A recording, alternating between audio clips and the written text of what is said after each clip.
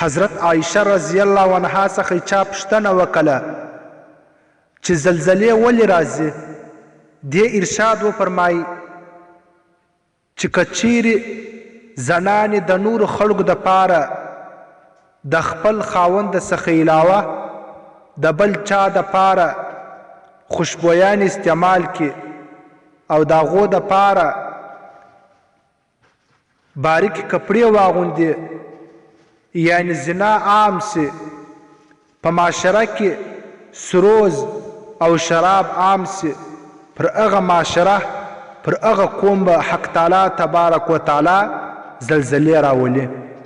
عزتمندو مسلمانانو، موږ دې په معاشره کې نن وینو چې زنا څومره عامه ده او